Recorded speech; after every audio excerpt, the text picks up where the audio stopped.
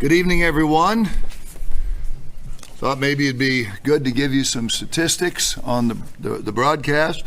Another text is written but not filmed yet. I hope that would be this week. I hope to get it out, or we'll see.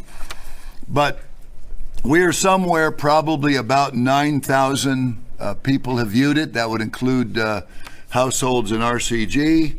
We're finding, I don't know if this has changed, I should ask Mr. Denis, that potentially maybe half are watching all the way through.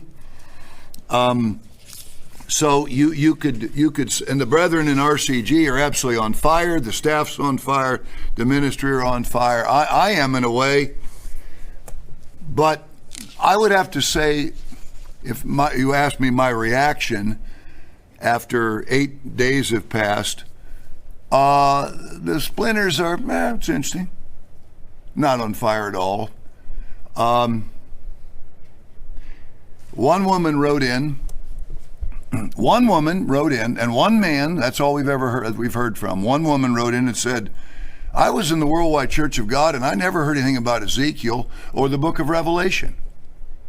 What minister or ministers did she have? There's a fellow who's been in contact with us through the summer, from the summer, a nice person, a younger man, and he absolutely, he was thinking about coming with us in the summer, but he's in a splinter, and he wanted to work with the people there, so he never came. Then he watched the broadcast. He was electrified, saw it 3 times. Wow! And when it was ready to come, then he had some more questions, and he decided to go see what our detractors said. As I like to put it, he said, I need to check with thedevil.com, I need to check with Diotrephes.com, and I need to see what Alexander the Coppersmith has to say, because I know he hated Paul. And I mean, this guy was on fire, and the reaction was he saw bad stuff. And he wrote back, don't ever contact me again. Mr. Pack is a false prophet. And on, after he was electrified, because you know what? The devil didn't have good things to say about us. So now that's been the total response of up to 9,000 people, sometimes up to 1,000 a day. I guess on average 1,100 a day. Now I need to, potentially, I guess, would need to give more comments, but this last fellow, Mr. Pack sets dates. Now, it's interesting.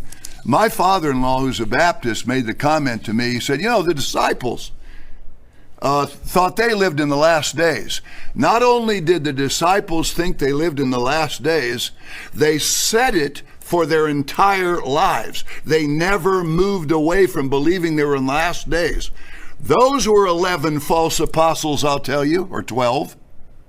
There's no way they could have been true apostles.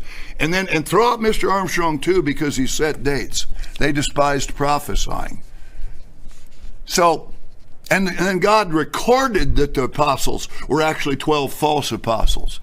That's all it takes for some people. They can be electrified and on fire, but then they need to go ask their ministers, who couldn't possibly know anything about what they were hearing, what he thinks, and he's going to say the only thing he possibly could, there's no kingdom in front of the millennium. Now, I say all that because those who leave and over that issue down through the centuries have no excuse, because it's always happened. It's been a difficult process. So I'm very glad to have given one part to the splinters. We'll see what time permits. But I wanted you to be aware, I never expected much of a response.